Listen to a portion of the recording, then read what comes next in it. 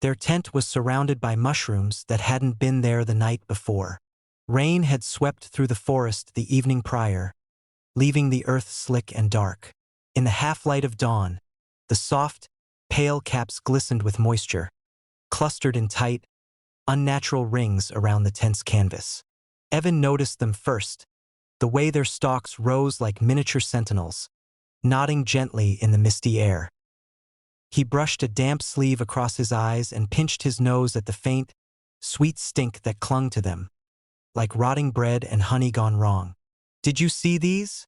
he asked, his voice hushed, even in the emptiness. Marla crouched beside the tent zipper, brushing her fingers along the thin nylon. She leaned back, peering at the fungi. I swear these weren't here last night. We'd walked around before sleeping. Remember? No, nothing like this. They had come to this part of the forest to escape the crowded trails and the static hum of the city. A weekend meant for nothing but rain, moss, and quiet. Yet now, in the heavy stillness, the silence was no longer comforting. It felt predatory. The mushrooms pressed against the tent in a way that made the canvas bow slightly outward, almost as if the earth itself had grown and exhaled while they slept. Evan crouched to examine one. The cap was pale, almost translucent, and the gills underneath seemed to pulse faintly. He flicked at it with a gloved finger. A single drop of viscous fluid oozed down the stalk. It clung to his glove, sticky and sweet-smelling, and he recoiled. "We should just leave," he said, though the words sounded hollow even to him. The thought of packing up and walking back along the slippery trail made his stomach twist. There was something in the forest that made leaving feel wrong, as though it would notice and resist. Marla stepped back, brushing at the grass. Maybe they just sprouted overnight? Rain spores, you know. Fungi can grow fast sometimes. But even as she said it, a shiver crawled up her spine. There was something about the pattern of the growths. They weren't random. They formed concentric circles, some overlapping, creating strange, repeating geometries that seemed to hum in her peripheral vision. She could almost feel them watching, like the forest had opened its eyes in the night. Hours passed. They stayed in the tent, trying to ignore the mushrooms pressing against the fabric, listening to the muted dripping of rain on leaves, the soft squelch of wet earth under distant branches swaying. Every sound was amplified in the silence, every shadow elongated. By mid-afternoon, the mushrooms had multiplied. The ones at the perimeter were joined by smaller, darker caps, thick and swollen, pushing through the soil like deliberate roots. The air carried a faint, musty rot, and the scent clung to their clothes, their hair, and their skin. Even breathing felt different, heavier. Marla could taste it, metallic and sweet, like overripe fruit, clinging to her tongue. Evan tried to peer outside the tent again. The canvas bulged. The mushrooms were moving, or it felt that way. He saw a stalk bend slightly, as if to peer in through the zipper slit. He blinked, and it straightened again. "It's just wind," he muttered, though the forest was still. Nothing stirred except the occasional drop of water from leaves above. At night, the forest closed in. The shadows deepened, the rings of mushrooms glowing faintly in a sickly, phosphorescent hue. Their tent lamp flickered in protest against the gloom. Every rustle in the undergrowth made them flinch. Every breeze seemed purposeful, directed. The fabric of the tent shivered even when the air was still. Marla whispered, her voice trembling, "Do you hear it?" Evan held his breath. First, there was nothing. Then, a faint scratching, like nails across bark, or perhaps fingernails on some hidden surface beneath the soil. It wasn't a normal forest sound. It was rhythmic, deliberate, and it circled the tent. The stalks pressed closer. The rings closed. By the second night, they could not leave. Every attempt to step outside was met with a hesitation they couldn't explain. The forest seemed alive, folding in on itself. The path they had followed to reach this clearing no longer existed, swallowed by ferns and shadow. Each step forward led only to deeper mud, higher walls of moss and brambles. The mushrooms had grown taller, stalks thickening, caps splitting open to reveal gills patterned like cryptic runes. The air around them pulsed with the scent, dense and cloying. Sleep was impossible. The faint phosphorescence from the mushrooms seeped through the tent walls, making shapes dance across their faces. In the dark, Marla thought she could see the stalks writhe slightly, as if walking in place. She covered her eyes, but the sensation remained, the sense of being watched from every angle. Evan's face mirrored hers, pale and tense. Their own breaths sounded monstrous in the tent, echoing in the tight canvas cylinder. On the third day, or was it a day? Time had blurred. They noticed their hands changing. Small spots like spores had dotted their skin. Fine, white fuzz clung to their wrists, dissolving when touched but returning with every blink. Marla flexed her fingers and felt an odd stiffness, as if her limbs were growing too sensitive, too aware of the air and soil. The mushroom's rhythm pulsed in sync with her heartbeat. They spoke less, whispering only when necessary. Every word was heavy with fear, every glance searching for signs that the other had succumbed to something. Transformation, madness, or both. The forest seemed to respond. The taller mushrooms leaned toward them, some stretching impossibly high, their caps brushing the lower branches of trees. A low, wet thumping began in the earth, subtle at first, like distant footsteps, then closer, resonating in the soles of their feet through the tent floor. Marla crawled to the tent wall and pressed her palm against it. She felt it, movement beneath the canvas, soft, organic, deliberate. Her fingers sank slightly into the ground as if the forest itself had taken hold. She gasped and stumbled backward into Evan, who caught her, eyes wide. They could hear it now, whispers, faint and sibilant, like the brushing of many tongues. They tried shouting, banging on the walls, screaming into the oppressive air. The sound was absorbed. Even the mushrooms responded. One cap split open, releasing a puff of spores that hung in the air like smoke. When it cleared, the rings had shifted. The shapes were tighter now, forming a boundary that seemed to cage them in. By the fourth night, the forest had become a cathedral of fungi. The stalks were taller than humans, their caps grotesquely wide, some merging to create archways and vaulted ceilings in the clearing. The air shimmered faintly, dense with spores that made their eyes water and lungs ache. They could see each other, but only hazily, through a haze of mildew and faint, crawling light. Evan touched Marla's arm. His fingers left pale impressions that the spores quickly filled in.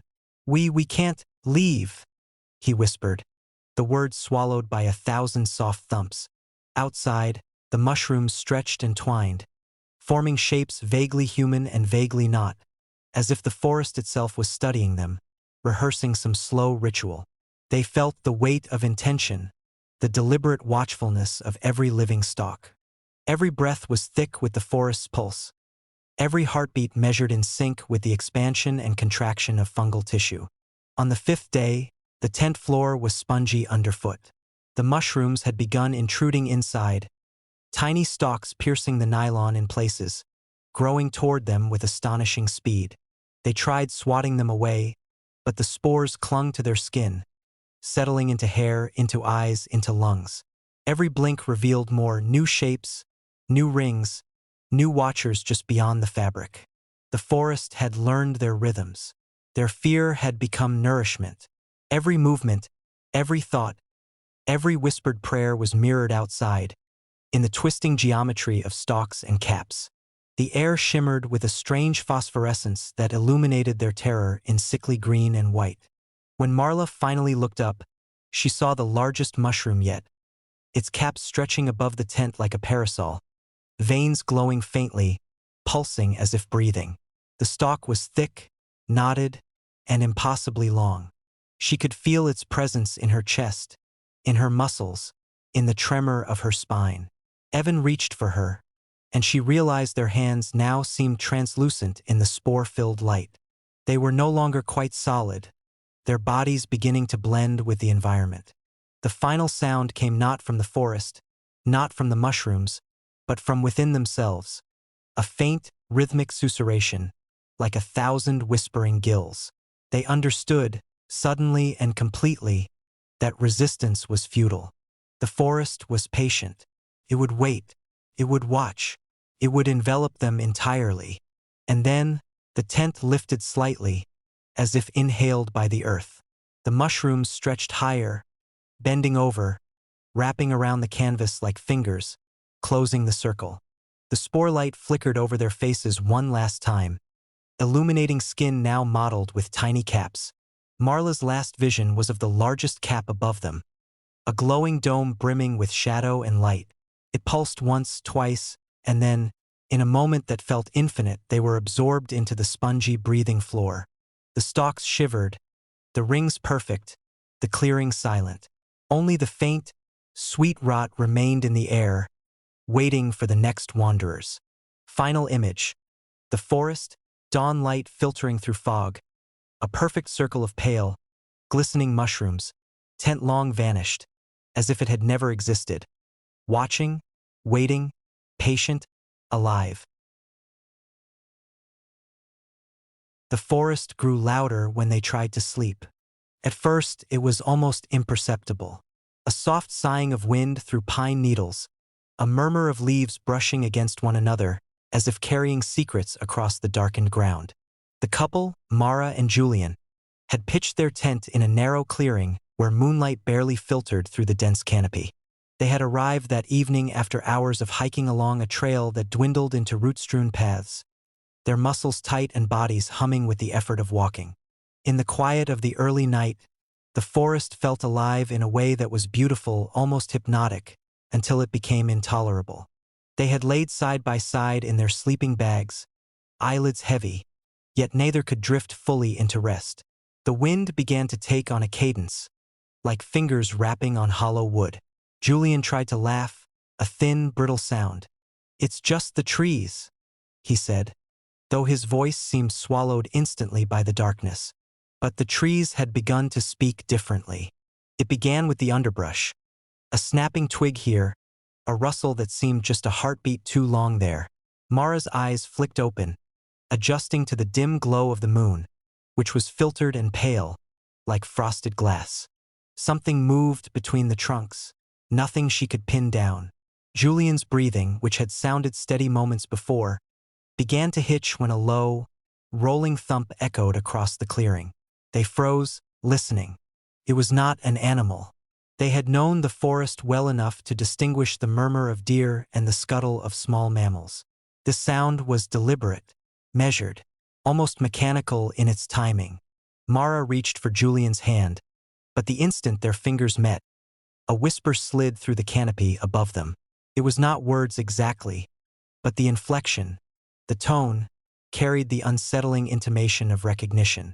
They pressed closer, lying side by side, trying to convince themselves it was just the imagination, the heightened awareness that comes with isolation. But isolation was not kind to the mind. By midnight, the forest had grown insistent. What had begun as scattered sounds had become rhythmically structured, thumps against tree trunks, a dragging noise across the dead leaves, the wind circling the clearing in what felt like a careful, deliberate pattern. Every time they exhaled, a rustle mimicked it, delayed by a second too long. Every time Julian blinked, a tiny snap would punctuate the darkness, somewhere to their left. The forest seemed to study them, its rhythms adjusting to their behavior, responding to their attempts at calm. Mara tried to speak softly to break the spell. "We should sleep," she whispered. Her words were swallowed almost immediately by a new layer of sound, soft taps that echoed the cadence of her speech. Julian shook his head. "No, it's too attentive." They lay in silence, listening, yet the silence itself had weight. The absence of human noise made the forest's responses all the more prominent. A breeze, once merely cold, now carried a susurration that hinted at laughter, or maybe mockery. They could not be certain. Each sound seemed to twist and curl, like smoke, shaping itself in the mind before dispersing again. Hours passed. The clock on Julian's wrist had stopped registering the movement of time. In its place, the forest dictated rhythm, dictating moments of perceived safety and terror. The more they tried to relax, the louder it became. The leaves rustled with intent, branches tapping against one another as if composing a language beyond human comprehension. At one point, Julian thought he heard his own heartbeat echoed in the forest, delayed and distorted. They left the tent only once, stumbling out into the cool night, hoping the open space would grant some reprieve. The moon had shifted. It cast long, skeletal shadows that seemed to reach for them. Yet even in the clearing, the forest followed. Whispers came from every direction, low and harmonized. The undergrowth stirred in patterns. Circles, lines, what seemed like symbols etched in movement. Mara wanted to scream, but the sound caught in her throat, replaced by a shiver that ran spine to fingertip. Returning to the tent did not help.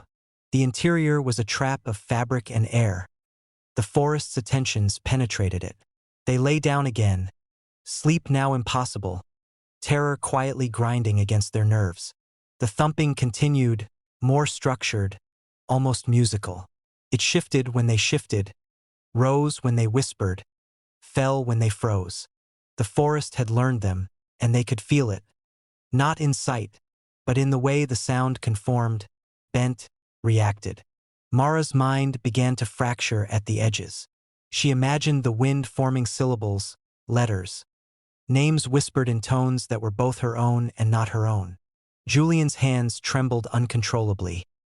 He pressed his palms to his ears, but the sounds persisted, multiplied, and altered.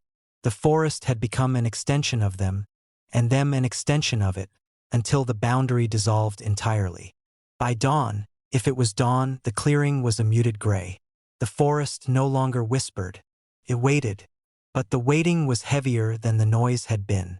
Every remaining leaf, every tendril of mist, seemed poised to move the instant they moved. Their limbs ached from lying tense, unmoving. Eyes wide, they watched the canopy sway, the long shadows crawl, knowing sleep would never return. Not here, not ever. Mara dared a slow blink. Somewhere deep in the copse of firs, the rhythmic tapping began again. But now, it was a mimicry of their morning motions, footsteps in unison with their own, soft taps echoing the rise and fall of their chests. Julian exhaled, and a branch quivered precisely in response. And then, finally, the realization settled. They had not come to the forest. The forest had come to them, learning, memorizing, rehearsing their own subtle patterns until it could anticipate every thought, every movement, every attempt at resistance. Mara tried to rise, and the forest seemed to tense in reply, leaves bristling like a living shroud. Julian reached for her, and the echoing thumps quickened, impatient. They understood now the forest was no longer passive, no longer background. It was aware, patient, and bound to them in ways the human mind could barely comprehend. The last thing they saw before the air thickened, before motion itself became impossible, was a faint shimmer among the tallest pines. A silhouette that moved exactly as they moved, a shadow without form, yet unmistakably present. And when they closed their eyes, imagining the safety of darkness, the tapping followed, measured and deliberate, a lullaby of something that knew their heartbeats and, more disturbingly, their fear. The forest grew louder when they tried to sleep. And now, even in the light of day or what passed for day in that muted clearing, the forest had learned them. They were no longer intruders. They were notes in its composition, patterns to study, rhythms to perfect. And it waited,